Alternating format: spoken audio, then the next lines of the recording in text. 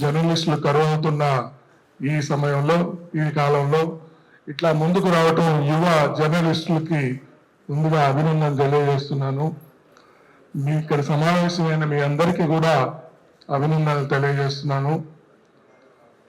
ఈరోజు ఇక్కడ సమావేశం పెట్టింది ఏంటంటే వెలుగుమట్లలో జరిగినటువంటి సంఘటన మీద ఎంతో పెద్ద ఎత్తున విషయాలన్నీ ముందుకు వస్తున్నప్పటికీ కూడా ఇంకా రకరకాల అనుమానాలు, సందేహాలు, గందరగోళ పరిస్థితులు ఇంకోవైపున పెద్ద ఎత్తున ప్రభుత్వం వైపు నుంచి, పాలకుల వైపు నుంచి చర్చిస్తున్నటువంటి పెద్ద ఎత్తున జరుగుతున్న దుష్ప్రచారం మూలంగా ప్రజల్లో కొంత గందరగోళం ఉందని పాషం యాదగిరి గారు ఈరోజు ఇక్కడ ఈ సమావేశంలో మనం మొత్తంగా అసలు సత్యాలేంటి, అసత్యాలేంటి, అర్ధసత్యాలేంటి, దుష్ప్రచారాలేంటి ఇవన్నీ కూడా వెలుగులోకి తీసుకురావాలని చెప్పి సమావేశం ఏర్పాటు చేయడమే కాకుండా వాళ్ళకి అక్కడ ఉన్న ప్రజలకి, నష్టపోయిన ప్రజలందరికీ పెద్ద ఎత్తున ప్రజాతంత్రవాదుల వైపు నుంచి, ప్రజా సంఘాల వైపు నుంచి, మొత్తంగా ప్రజలందరి వైపు నుంచి కూడా వాళ్లకు పెద్ద ఎత్తున మన సంఘీభావం తెలపాలి, ముందుండి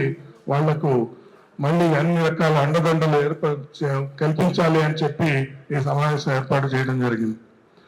అయితే నాకు చెప్పినటువంటి నేను చెప్పదలుచుకున్న విషయాల్ని ముందుగా నా వైపు నుంచి చెప్పాలని కోరిన విషయాలు ఏంటంటే అసలు సత్యాలు ఏంటి, అసలు ఏం జరిగింది అనేది. చాలా మందికి ఈ సంఘటన అక్కడ కూల్చిన తర్వాత వెలుగులోకి వచ్చింది కాబట్టి ఆ దుర్మార్గము, ఆ దారుణమైన కూల్చివేతలు, ఒక గాజాలో జరిగిన విధ్వంసం గురించి మాత్రం పెద్ద ఎత్తున తెలిసింది. అసలు అక్కడ ఏం జరిగింది, మొట్టమొదటిగా 10-12 సంవత్సరాల నుంచి కూడా ఆ ప్రజలు అక్కడ కాలనీ ఏర్పరచుకుని, నివాసం ఏర్పరచుకుని ఉన్నారు కదా, అసలు ఎలా అదంతా జరిగింది, అక్కడ వాళ్ళు ఎన్ని ఇబ్బందులు పడ్డారు, ఏ రకమైన ప్రయత్నాలు చేశారు, ఏ రకంగా వాళ్ళు ఎన్ని రకాల సమస్యలు ఎదుర్కొన్నారు, చివరిగా ఈ కూల్చివేత జరిగింది, ఆ జరిగిన సంఘటన ఏంటి, ఆ తర్వాత వాళ్ళు పడుతున్న ఇబ్బందులు ఏంటి, ఇప్పటి పరిస్థితులు ఏంటి, వాళ్ళు ఏ రకమైన ఇంకా నిబద్ధతతోటి పనిచేస్తున్నారు, ఏ రకమైన తీర్మానం చేసుకుని వాళ్ళు ఇంకా కూడా ముందుకెళ్లాలని ఎంచుకొని పోతున్నారు అనే విషయాలు నేను ఓపీడీఆర్ కమిటీలో ఒక సభ్యుడిగా నేను అక్కడికి వెళ్ళటం జరిగింది. కాబట్టి కూల్చివేతలకు ముందే అంటే 17వ తారీఖున మేము వెళ్ళాము, 24వ తారీఖున కూల్చివేతలు జరిగింది. 17వ తారీఖున ముందుగానే ఓపీడీఆర్కి అక్కడ గ్రామీణ ప్రజల సంఘం వెలుగుమట్ల ఇళ్ల స్థలాల కమిటీ వారు అప్పుడు ఒక కొద్ది రోజులుగా మరి పెద్ద ఎత్తున ఏదో అక్కడ వాళ్ళ పైన పెద్ద ఎత్తున నిర్బంధం కానీ, లేకపోతే ఆ ఇల్లు కట్టుకున్న నిర్మాణాలని ఎప్పటి నుంచో బెదిరిస్తున్నట్టుగా కూల్చివేస్తామని చేస్తున్నటువంటి ప్రచారంలో భాగంగా ఏదో జరగబోతుంది అని తెలుసుకున్నారు అక్కడ ఇళ్ల స్థలాల కమిటీ, గ్రామీణ ప్రజల సంఘం వారు.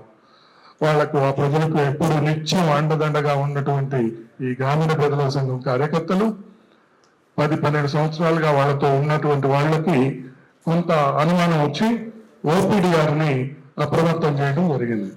ఓపీడీఆర్ విజయేంద్రరావు గారు జనరల్ సెక్రటరీ, ఇక్కడ జతన్ కుమార్ గారు వైస్ ప్రెసిడెంట్ ఉన్నారు.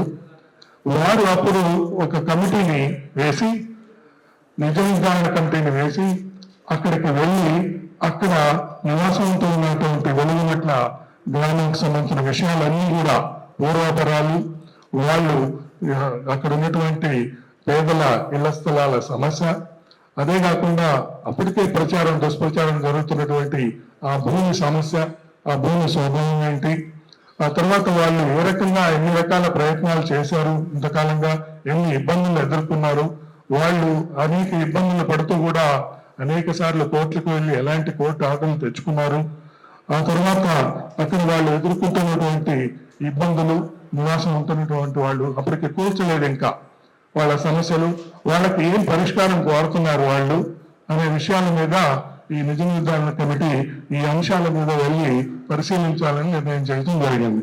దానికి జస్టిస్ చంద్రకుమార్ గారు అధ్యక్షతన నేను, తర్వాత పాషం యాదగిరి గారు జర్నలిస్ట్గా ఆయన, తర్వాత ఓపీడీఆర్ మరియు ఆంధ్రప్రదేశ్ కార్యదర్శి మరియు ఆయన ఆంధ్రప్రదేశ్ టీచర్స్ ఫెడరేషన్ నాయకుడిగా ఉన్నటువంటి సుబ్బారెడ్డి గారు, తర్వాత లక్ష్మీనారాయణ గారు అక్కడే ఒక న్యాయవాది అక్కడ ఖమ్మంలో, ఆయన, నరసింహ గారు తెలంగాణ రైతు సంక్షేమ సమితి సభ్యుడు, సదాశివరావు గారు ఆంధ్రప్రదేశ్ టీచర్ ఫెడరేషన్ అధ్యక్షులు, తర్వాత గ్రామీణ ప్రజల సంఘం ఆంధ్రప్రదేశ్ కార్యదర్శి వెంకటేశ్వర గారు, ఓపీడీఆర్ కార్యదర్శి విజయేంద్రరావు గారు, తర్వాత ఇంకా గ్రామీణ ప్రజల సంఘం తెలంగాణ రాష్ట్ర అధ్యక్షుడు ఎర్రయ్య గారు, జనరల్ సెక్రటరీ వెంకటాద్రి గారు, అదేవిధంగా అక్కడ గ్రామీణ ప్రజల సంఘం తెలంగాణ రాష్ట్ర ఉపాధ్యక్షులే కాకుండా ఆ ఖమ్మం వెలుగుమట్లకు సంబంధించి పోరాటాన్ని ముందుండి వాళ్ళకి నడిపిస్తున్నటువంటి ముత్తయ్య గారు,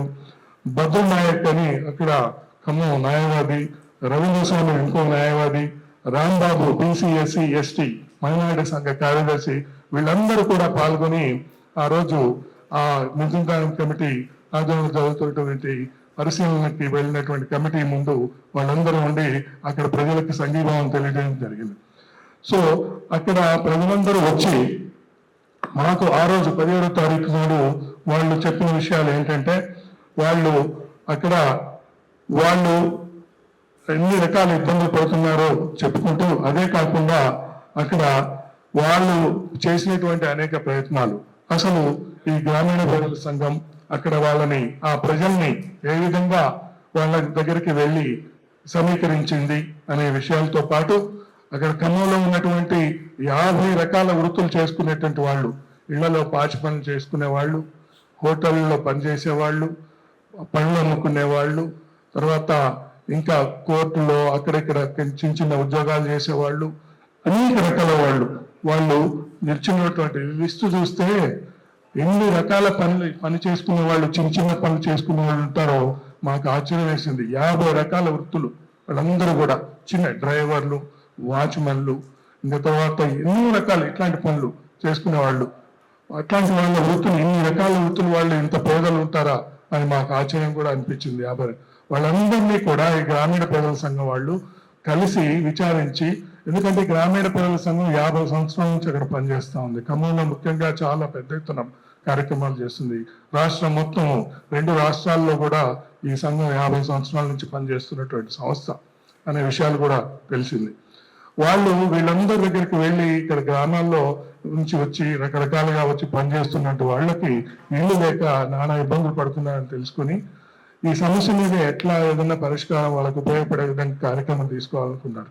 అప్పుడు వాళ్ళకి తెలిసిన విషయం ఏంటంటే, వెలుగుమట్ల అనే గ్రామం, అప్పుడు కలెక్టరేట్ రాలేదు అక్కడికి, అదొక పెద్ద కోట్ల రూపాయల విలువ చేసే భూమి కాదు, అడవి గుట్టల ప్రాంతం, అది చెట్లు చేమలు పుట్టలు ఉన్న ప్రాంతం అని తెలిసి, కానీ అది భూదాన భూమి వాళ్ళకి తెలిసి, భూదాన బోర్డుని వాళ్ళు గ్రామీణ ప్రజల సంఘం తరఫున వెళ్ళి భూదాన బోర్డుని ఇక్కడ హైదరాబాద్ వచ్చి రాజేంద్ర రెడ్డి గారి దగ్గర కలిసి విషయాలు తెలుసుకొని నిర్ధారణ చేసుకున్నాక, ఈ భూదాన బోర్డుని అక్కడ ఉన్నటువంటి పేదలకు ఇస్తే, ఇళ్ల స్థలాలకు ఇస్తే వాళ్ళందరికీ చాలా ఉపయోగం అవుతుందని చెప్పి నిర్ణయం తీసుకొని వాళ్ళు ఒక కమిటీ చేసి ఆ అర్హులైనటువంటి వాళ్ళందరినీ వివరాలు సేకరించి, దాదాపు 1895 మందికి వివరాలు సేకరించి 2 విడతలుగా సేకరించి, వాళ్లకు భూదాన బోర్డు నుంచి ప్రొసీడింగ్స్ హక్కుపత్రాలని వాళ్ళకి అన్ని వివరాలతో ఇచ్చిన తర్వాత రాజారెడ్డి గారి ద్వారా వాళ్ళ సెక్రటరీ ద్వారా సంతకాలు పెట్టిన ప్రొసీడింగ్ ఆర్డర్స్ అన్ని కూడా ఇవ్వటం జరిగింది అని చెప్పారు. ఆ విధంగా ఆ రోజు నుంచి వాళ్ళని నిత్యం కనిపెట్టుకుని ఈ రోజు వరకు కూడా, ఇప్పుడు కూడా వాళ్ళు తీసుకున్నటువంటి నిర్ణయం ఏంటంటే, ఎట్టి పరిస్థితుల్లో కూడా చివరి లబ్ధిదారుడి వరకు కూడా వాళ్ళకి న్యాయం జరిగే వరకు ఆ ప్రజల పట్ల ఉండి, వాళ్ళతోటి ఉండి కలిసి వాళ్ళకి సాధించడానికి మా ప్రయత్నం చేస్తూనే ఉంటాము అని ఇప్పుడు కూడా నిర్ణయం చేసుకుని ప్రకటించారు గ్రామీణ ప్రజల సంఘం వారు. వాళ్ళలో దాదాపు 20 మంది పైన కేసులు ఇప్పుడు అరెస్టులు చేసుకొని ఉన్నప్పటికీ కూడా వాళ్ళ నిర్ణయం చేసుకుని, ఈ విధంగా కూడా తర్వాత మళ్ళీ కమిటీ రెండోసారి అక్కడికి వెళ్తాం జరిగింది కమిటీ సభ్యులు. ఆ విధంగా మాకు తెలుస్తూ ఉన్నాయి. అంటే అంత నిజాయితీగా వాళ్ళని కనిపెట్టుకుని వాళ్ళతో పనిచేస్తూ ఉన్నారు. అయితే ఈ రకరకాల కోర్టు ఆర్డర్లు ఇవన్నీ చూపించడమే కాకుండా, అక్కడ ఉన్నటువంటి పేద ప్రజల ద్వారా ఆ సమస్యలన్నీ వాళ్ళందరూ చెప్పడం జరిగింది. అందులో మీకు అందరికీ తెలుసు విద్యార్థులు ఏ విధంగా కష్టపడుతున్నారని. ఇవన్నీ జరిగిన తర్వాత మళ్ళీ అకస్మాత్తుగా 24వ తారీఖు కూల్చివేయటం అనే ఒక దుర్మార్గమైన చర్యను చూసాం. అంతకుముందు రఘు గారు ఇంకా కొంతమంది అక్కడికి మళ్ళీ వెళ్ళాలని అక్కడికి వెళ్ళాలని వెళ్తుంటే ముందు వాళ్ళు కూడా ముందే కొలుసుకు ముందే వెళ్ళొచ్చారు. ఆ పరిస్థితి చూసి వచ్చిన తర్వాత కూల్చేసిన సంగతి తెలిసి మళ్ళీ వాళ్ళు వెళ్తుంటే ఏ రకంగా అరెస్టులు చేశారో చూసాము. ఆ తర్వాత మళ్ళీ కమిటీ సభ్యుల్లో కొంతమంది మేము యాదగిరి గారు మేము మళ్ళీ వెళ్ళటం జరిగింది. అక్కడ కూల్చిన తర్వాత వాళ్ళు పడుతున్న ఇబ్బందుల్ని, దారుణమైన పరిస్థితుల్ని అక్కడ అంబేద్కర్ భవన్లోను చెట్ల కింద అవన్నీ కూడా వెలుగులోకి తీసుకురావటం జరిగింది మన మీడియా మిత్రులు, సోషల్ మీడియా వాళ్ళు. ఇవన్నీ జరిగిన తర్వాత ఇప్పుడు మన ముగ్గురు మంత్రులు కూడా, ఖమ్మంకి సంబంధించిన ముగ్గురు మంత్రులు ఏ రోజు ఇళ్ల స్థలాలు మళ్ళీ ఇస్తున్నాం అదే ప్లేస్లో అని చేసింది ఇస్తున్నామని చెప్పి ముగ్గురు మంత్రులు ఒక రోజు వెళ్ళి, అది ఏ తారీఖు జరిగింది అనేది నాకు గుర్తు రావట్లేదు, 24th కూల్చింది కాదు, మంత్రులు మళ్ళీ వెళ్ళి అక్కడ 311 మందికి ఇళ్ల స్థలాలు పంపిణీ చేస్తున్నామని చెప్పి ప్రకటన చేయడం జరిగింది, అందరికీ తెలిసింది. అయితే ఇది చేయటానికి వాళ్ళకంటే ముందు మేము కమిటీ వెళ్ళి 17వ తారీఖు కూల్చకంటే ముందు కమిటీ వెళ్ళి ఒక రిపోర్ట్ తయారు చేసుకుని ముఖ్యమంత్రి గారికి, రెవెన్యూ మంత్రి గారికి ఆ రిపోర్ట్ చంద్రకుమార్ గారి నేతృత్వంలోని కమిటీ వాళ్ళకి న్యాయం చేయాలి, వాళ్ళకి అన్ని కూడా హక్కు పత్రాలు ఇవ్వాలి. ఆ 1897 మందికి 62 ఎకరాల్లో వాళ్ళకి వాళ్ళందరికీ కూడా భూదాన్ బోర్డు ఇచ్చినటువంటి ప్రొసీడింగ్స్ ఆధారంగా వాళ్ళకి రెవెన్యూ రికార్డ్స్ లో వాళ్ళన్నీ కూడా నమోదు చేసి వాళ్ళకి సౌకర్యాలు కల్పించాలనే రిపోర్ట్ తయారు చేసుకుని మేము వెళ్ళి కలుద్దాం అనుకుని చెప్పి వెళ్ళడం జరిగింది. ఆ రోజు రెవెన్యూ మంత్రి గారి దగ్గరికి వెళ్ళి మేము చేస్తున్న ఆ టైంలోనే ఒక వార్త ఏంటంటే 24వ తారీఖు అక్కడ కూల్చివేతలు జరుగుతున్నాయని. దాన్ని మేము మంత్రి గారి దృష్టికి తీసుకెళ్తే ఆయన మా ముందే ఆయన చెప్పడం ఏంటంటే నాకు తెలియకుండా జరిగింది, ఇది నాకు తెలియదు అని చెప్పి. ఇవి కూడా విషయాలన్నీ వెళ్ళి వచ్చాయి. అంటే ఒక రెవెన్యూ మంత్రి గారికి కూడా తెలియకుండా ఒక పెద్ద ఎత్తున అంత అత్యవసరంగా వెళ్ళి దాన్ని పెద్ద ఎత్తున పోలీసులు మిలిటరీ వాళ్ళలాగా హెల్మెట్లు పెట్టుకొని ఏ విధంగా కూల్చారో దుర్మార్గంగా, వాళ్ళకి ఏమాత్రం నోటీసులు ఇవ్వకుండా ఇల్లీగల్ గా, అమానవీయంగా, చట్ట వ్యతిరేకంగా మానవ హక్కుల హననం చేస్తూ ఒక న్యాచురల్ జస్టిస్ అంటారు, అది కూడా చూడకుండా జరిగిందో అది చెప్తూ ఉంటే ఆయన అప్పుడే మా ముందే కలెక్టర్కి ఫోన్ చేసి ఏమైనా నాకు చెప్పలేదు అని అడుగుతాం గురుగారు. అంటే ఇంత దుర్మార్గమైన చర్యని ఒక మంత్రికి తెలియకుండా చేస్తున్నాడంటే నమ్మలేము అది. కానీ తెలిసే జరుగుతుంది అనుకుంటే ఇంత దుర్మార్గమైన చర్య ఏ రకంగా చేస్తుంది అని ప్రశ్నించడం జరిగింది. వెంటనే వచ్చి ఇక్కడ ప్రెస్ కాన్ఫరెన్స్ పెట్టి ఆ విషయాలన్నీ కూడా ఓపీడీఆర్ ఆ రోజు కమిటీ ఆధ్వర్యంలో మేమన్నీ కూడా ప్రెస్ మిత్రుల దగ్గర కూడా చెప్పడం జరిగింది. ఆ తర్వాత మళ్ళీ వెళ్ళినప్పుడు జరిగిన సంఘటనల మీద మళ్ళీ కూడా కార్యక్రమాలు తీసుకోవడం జరిగింది. ఆ తర్వాత ఇప్పుడు అరెస్టులు జరుగుతున్న విషయాలన్నీ కూడా తెలియచెప్పడం జరుగుతుంది. ఇప్పుడు సత్యాలు అసత్యాలు, ముఖ్యంగా వాళ్ళు చేస్తున్న అసత్య ప్రచారం ఏంటి అంటే, ఆ మంత్రులు ముగ్గురు అక్కడ వెళ్ళి మేము అంటే ప్రజల్లో వచ్చినటువంటి పెద్ద ఎత్తున వచ్చినటువంటి స్పందన, మొత్తం వెలుగులోకి వచ్చినటువంటి విషయాలు, మొత్తం ప్రపంచం దేశం మొత్తంగా కూడా వచ్చినటువంటి ఇవన్నీ కూడా ప్రభుత్వానికి వ్యతిరేకంగా వస్తున్నటువంటి స్పందనను చూసి అవిగా అంతకుముందు మంత్రి గారు ఏమన్నారంటే ఎక్కడో చోట వాళ్ళకి ఇస్తానులే అనే మాట కూడా అన్నారు. అది కాకుండా అదే స్థలంలో లబ్ధిదారులకు ఇస్తామనే ప్రకటన చేయవలసిన పరిస్థితి వచ్చాక, ఇంత వ్యతిరేకత వచ్చాక వాళ్ళ పరువు కాపాడుకునే భాగంలో భాగంగా కంటి తుడుపుగా కొంతమందికి చేసి చేతులు దులుపుకోవాలనే ఒక ప్రయత్నం జరుగుతూ ఉన్నది. ఇప్పుడు ముగ్గురు మంత్రులు కలిసి రెండు పక్కల, ఒకవైపు పొంగులేటి శ్రీనివాసరెడ్డి గారు, ఇంకోవైపు తుమ్మల నాగేశ్వర గారు, మధ్యలో బట్టి విక్రమార్క గారు, వీళ్ళందరూ కూడా పేదలు కాదు అక్కడ ఉన్నది, భూదాంధ్ర చేస్తున్నటువంటి మాఫియా ముఠా ఉందని చెప్పటము ముగ్గురు కూడా. ఆ మాఫియా ముఠాని ఒక తొలగించడానికి తర్వాత ఇంకా తుమ్మల నాగేశ్వర గారు అంటారు భూదానుభవం, అక్కడ ఆయన భూమి పూజ చేస్తూ మాట్లాడిన విషయాలు కూడా చూసుంటారు. మీకు న్యాయం చేయడానికే మీ ఇల్లు కూల్చాము, ఈ భూమాఫియాను పంపించడానికి మీకు న్యాయం చేయడానికి మీ ఇల్లు కూల్చాము అని చెప్తున్నాడు. ఇది ఎంత, దీన్ని ఏమనుకోవాలి? ఆయన పెద్ద, అంత పెద్ద వయసు, అంత రాజకీయ అనుభవం ఒక మంత్రి గారి స్థానంలో ఉండి ఇంత నిస్సిగ్గుగా ఇట్లా చెప్పటం అంటే ఇంత బరితెగించిపోయింది వ్యవస్థ అనే దానికి ఇది ఒక చక్కటి ఉదాహరణగా చెప్పొచ్చు. అంటే ఆ పేదల ఇళ్ళు కూల్చి ఆ తర్వాత వాళ్ళు పడుతున్నటువంటి వేదన చూసి పత్రికల్లో మీడియాలో వాళ్ళు ఏడుస్తున్న పరిస్థితి, చిన్నపిల్లలు, గర్భిణీ స్త్రీ ఒక ఆమె గర్భం కోల్పోవటము, అక్కడే 9 సంవత్సరాల నుంచి నేను 9 సంవత్సరాల వయసు నుంచి డిగ్రీ చేస్తున్నాను ఇప్పుడు అని చెప్పినటువంటి విద్యార్థిని, ఒక ఆయన నా 2 పిల్లలు అక్కడే పుట్టారు అని చెప్పిన విషయాలు, ఆ తర్వాత చిన్న పిల్ల 4 నెలల పిల్ల ఆ కూల్చిన తర్వాత ఉయ్యాల్లో ఎండలో పడుతున్న ఇబ్బందులు, అక్కడ ఉన్న వాళ్ళని మళ్ళీ దుర్మార్గంగా తొలగించే పరిస్థితి, ఇవన్నీ చూస్తూ ఆ రోజు ఆ రకంగా ఆ మంత్రి గారు మాట్లాడుతుంటే ఏమనుకోవాలో అర్థం కావట్లేదు. మానవత్వం ఏమన్నా ఉందా అసలు? వాళ్ళు పడుతున్న ఇబ్బందులు అన్ని చూస్తూ మీ ఇల్లు అందుకే కూల్చామంటాడు. వాళ్ళకి వసతి కల్పించాలను అసలు వాళ్ళకి నోటీస్ ఇవ్వకుండా చేసిన ఇవన్నీ కూడా చూడకుండా నిస్సిగ్గుగా ఈ రకంగా మాట్లాడటం. ఇంకొకటి పెద్ద ఎత్తున ఒక దుర్మార్గమైన దుష్ప్రచారం ఆ గ్రామీణ పేదల సంఘం మీద, ఓపీడీఆర్ మీద, ఆ కమిటీ మీద, అక్కడ ముందుండి నడిపిస్తున్నటువంటి నాయకుల మీద, వాళ్ళందరూ కూడా భూమాఫియా అని చెప్పి చేస్తున్నటువంటి ప్రచారం, ఇదంతా కూడా ఏంటంటే కావాలని పనిగట్టుకొని వాళ్ళు చేసిన దుర్మార్గమైన చర్యని కప్పిపుచ్చుకోవడానికి, ఇంకా కూడా ఆ భూమిని అక్కడ 62 ఎకరాల భూదాన భూమిని ఎవరికో ఈ 300 మందికి కొంతమందికి ఇచ్చి 9 ఎకరాలు 8 ఎకరాలు అంటున్నారు. మిగతా భూమి అంతా కూడా ఎవరికో కబ్జాదారులకు అప్పచెప్పడానికి లేకపోతే స్వాహా చేయడానికి చేస్తున్న ప్రయత్నంలో భాగంగా దీన్ని చూస్తున్నాం మనం. కాబట్టి మిత్రులారా, ముఖ్యంగా గ్రామీణ ప్రజల సంఘం వాళ్ళు ఒక నోట్ ని కూడా 2024లోనే ఈ ప్రచారాన్ని కూడా అప్పటికే జరుగుతూ ఉన్నాయి. వాళ్ళ మీద అనేక రకాల కేసులు కూడా ఎదుర్కొంటున్నారు. ఇవన్నీ కూడా కమిటీ దృష్టికి వచ్చింది. 10-12 సంవత్సరాల్లో వాళ్ళు అనేక ఇబ్బందులు, అనేక పోరాటాలు చేశారు, అనేక రిప్రజెంటేషన్లు ఇచ్చారు.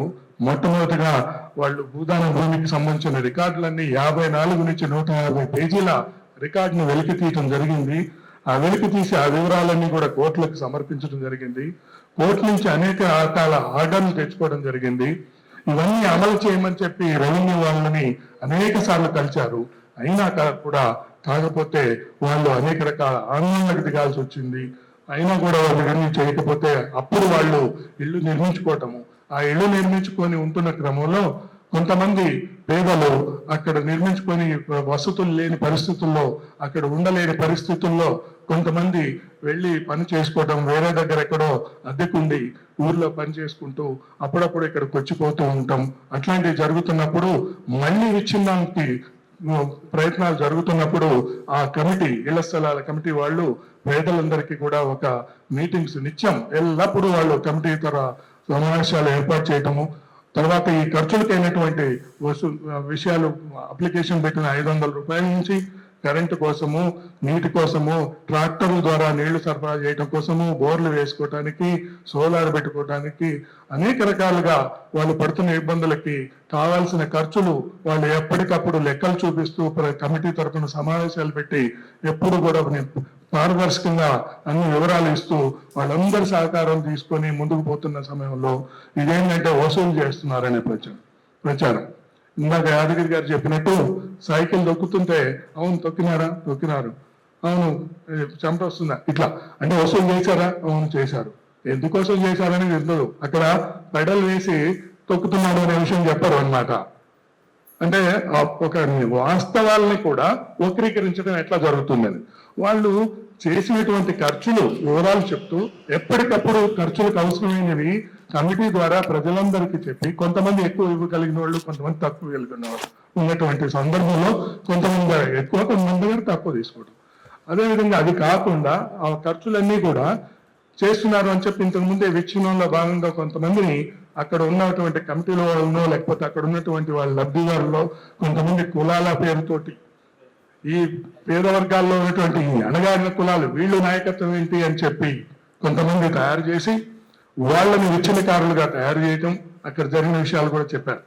వాళ్ళు రకరకాలుగా వీళ్ళపైన ప్రచారం చేస్తూ ఉంటే వీళ్ళు కొంతమంది వాళ్ళ ద్వారా అధికారుల దగ్గరికి తీసుకెళ్లి ఆ అధికారులు పెట్టిన ఒత్తిడికో లేకపోతే ప్రలోభాలకో లోనై వాళ్ళ ద్వారా స్టేట్మెంట్లు తీసుకుని కేసులు పెట్టండి. అంటే ఈ రోజు కాదు కేసులు, 2-3 సంవత్సరాల క్రితం నుంచి ఈ 10 సంవత్సరాల కేసులు పెడుతూ ఉంటే వాళ్ళు అప్పుడు కమిషనర్కి ఈ లెక్కల వివరాలన్నీ కూడా పూర్తి వివరాలు వాళ్ళు వసూలు చేసింది సుమారుగా 3 కోట్ల చిల్లర, అది 1500 మంది దగ్గర మొత్తంగా లెక్కేసుకుంటే ఆ అమౌంట్ మొత్తం కూడా దాదాపు 15,000 నుంచి 20,000 లోపే ఉంటుంది ఒక్కొక్కళ్ళ దగ్గర నుంచి. అంటే వీళ్ళు 10 సంవత్సరాలు 12 సంవత్సరాల లెక్కలో నెలకి ఎంత వస్తుంది అని లెక్క వేసుకుంటే నెలకి 110-200 సంథింగ్ సింపుల్ గా వాళ్ళు చెప్పడం జరిగింది. ఈ వివరాలన్నీ కూడా ఒక నోట్ రాసి, ఈ ప్రచారాలన్నిటిని వివరంగా నోట్ రాసి, ఈ దుష్ప్రచారాలన్నింటిని కూడా ఎండగొడుతూ వాళ్ళు ప్రజలందరికీ, వాళ్ళక్కడున్న ప్రజలకే కాకుండా మొత్తం ప్రజానీకానికి తెలియజేస్తూ కూడా ఒక నోట్ తయారు చేసి కూడా ప్రచురించారు 2024లోనే. అంత పారదర్శకంగా చేస్తున్నటువంటి వాళ్ళ మీద దుష్ప్రచారం చేస్తున్నారు. ఎందుకు చేస్తున్నారు అంటే పక్కదారి పట్టించడానికి. వీళ్ళు చేస్తున్న దుర్మార్గాన్ని ప్రజలు గమనించకుండా, మామూలుగా జరుగుతుంటాయి కదా చాలా చోట్ల ఇళ్ల కమిటీలు, వీటిలో అట్లనే వీళ్ళు కూడా. కానీ మీరు చెప్పదలుచుకున్న ఒకటే, నేను కమిటీ సభ్యుడిగా వెళ్ళి వీళ్ళని గమనించిన విషయాల ద్వారా ఈ గ్రామీణ పౌర సంఘం ఓపీడీఆర్ 50 సంవత్సరాల నుంచి పనిచేస్తుంది ప్రజల్లో. ఎట్టి పరిస్థితుల్లో కూడా వీళ్ళ మీద ఏ రకమైన మచ్చ లేదు. ఇప్పుడు కూడా దీన్ని ఎవ్వరూ నమ్మరు అనే విషయం గట్టిగా మీకు చెప్తూ, ఆ వివరాలన్నీ కూడా ప్రచురించారు, ఒక పుస్తక రూపంలో వచ్చింది, అవన్నీ కూడా మీకు అందజేస్తారు, మీరు కూడా చూడొచ్చు. కాబట్టి ఇప్పుడు ఇది జరిగినటువంటి నిజాలు, అసత్యాలు, అర్ధసత్యాలు అనే విషయం మీద నేను ఈ కమిటీలో వెళ్ళొచ్చిన తర్వాత సేకరించినటువంటి సమాచారాన్ని మేము ముందందరికీ చెప్పాను. ఇక మిగతా విషయాన్ని ఇప్పుడు మన కర్తవ్యం ఏంటి, అక్కడ గ్రామీణ పౌరుల సంఘం ఏం చేస్తుంది, ఓపీడీఆర్ జనరల్ సెక్రటరీ ఉన్నారు విజేంద్ర, ఆయన ఓపీడీఆర్ గురించి కొన్ని విషయాలు, చివరిగా మనం అందరం తీసుకోవాల్సిన కొన్ని తీర్మానాలు, ఈ విషయాలన్నీ ఉంటాయి. మిత్రులందరికీ శ్రద్ధగా ఉన్నందుకు ధన్యవాదాలు.